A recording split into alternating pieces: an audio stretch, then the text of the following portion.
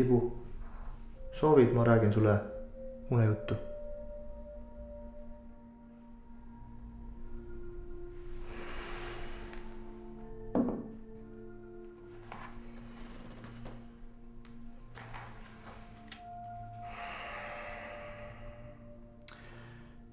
Elanud kord ühel kaugel maal kaval kuningas ja kuninganna. Neil oli 9 ilusat last. Nad armastasid teineteist ja oma lapsi väga. Sama tugevasti armastasid nad ka oma riiki ja rahvast. Nõnda valitseski kuningriigis aastakümneid rahu ning õnn. Kogu riigi elanikkond oli eluga ja valitsejatega rahul. Elu riigis oli niivõrd kaunis, et ümberkaudsed rahvad hakkasid riiki kutsuma armastuse kuningriigiks. Kas emme tuleb tagasi ka? Loomulikult tuleb, Tibuke. Vaata, suured inimesed lähevad mõnikord omavahel tülli.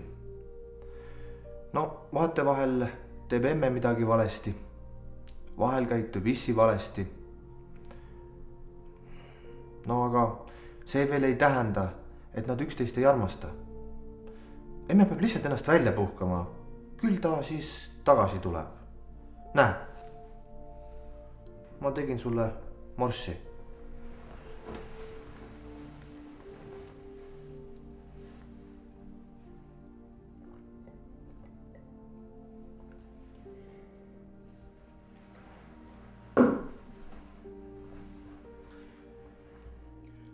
Ühel pilvisel päeval tuli ka kuningriiki kurivõlur Salzar, kes elas üleval mägedes.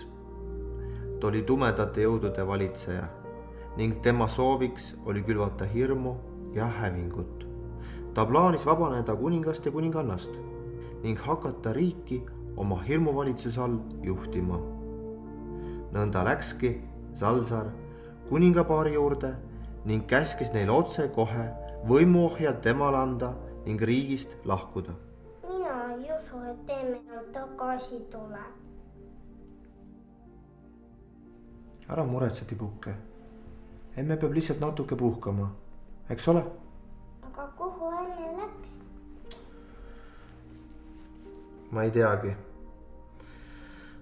Aga tead, me läheme varsti teda ise otsima. Emmel on kindlasti väga hea meel sind näha. Sobib.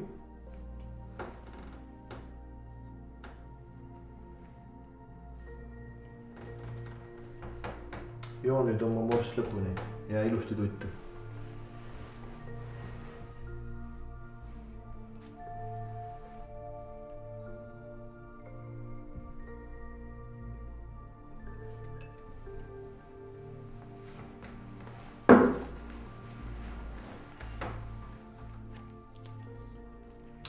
Kaval kroonpaar pidas hetkeks omavahel nõu ning seejärel tuli kuningas kurja võluri ees lagedale pakkumisega. Jah, me lahkume kuningriigis. Ta pidi kuri võlur Salzar kaotust tunnistama ning minema igaveseks ajaks tagasi mägedesse. Kaval kuningas ja kuninganna elasid aga oma pere ja rahvaga õnnelikult oma elupäevade lõpuni.